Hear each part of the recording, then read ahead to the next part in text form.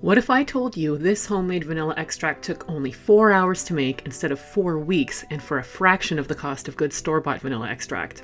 All it takes is a handful of vanilla beans, some vodka, and one of the 2 simple methods I'll show you in this video to make vanilla extract that's ready to use today. Let's talk vanilla beans. You really don't need to use anything fancy for this. You can get grade B or extract grade online for less than $1 per bean, and they still pack tons of flavor. Now for the alcohol. You probably want something with a neutral flavor like vodka. Make sure it's at least 35% alcohol or 70 proof, so it's strong enough to pull out all those delicious vanilla compounds. Rum or bourbon are also great choices, but you'll get an extract with a less clean vanilla flavor.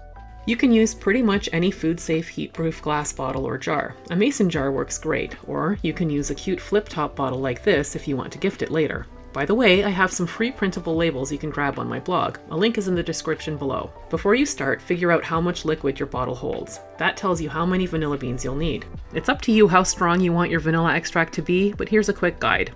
Regular or single-fold vanilla uses 10 grams of vanilla beans for every 100 milliliters of alcohol, and premium or double-fold vanilla uses 20 grams of vanilla for every 100 milliliters of alcohol. An average grade A vanilla bean weighs about 5 grams, and a grade B or extract grade bean weighs around 3 grams. So, if your bottle holds 100 milliliters of liquid, you'll want between 3 to 6 grade B beans or 2 to 4 grade A beans. And if you don't feel like doing math, there's a chart on my blog that works it out for you. What we need to speed up the process of making vanilla extract is some nice gentle heat to make the alcohol molecules move faster to pull the flavor compounds out of the vanilla quickly.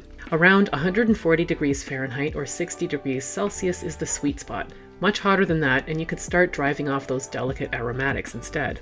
The easiest way to maintain the perfect temperature is with a sous vide machine, and they're relatively inexpensive. You could also use an Instant Pot or slow cooker instead. Let's prep our vanilla beans. Each vanilla bean should have a thin curved end and a thicker straight end. I like to leave the curved end attached when I split them just to make them easier to handle and get in the bottle.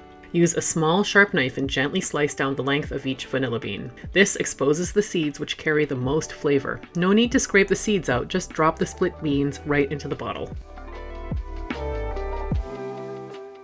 Fill your bottle or jar with enough vodka to completely cover the vanilla beans, but make sure to leave a little space at the top. You don't want to seal the bottle tightly while it's heating, or pressure could build up inside. So just loosely cover the top with foil to keep any steam or water from dripping in. To use a sous vide, you'll want to put enough water in a pot so that it comes about halfway up your vanilla bottle and is between the minimum and maximum markings on your sous vide machine.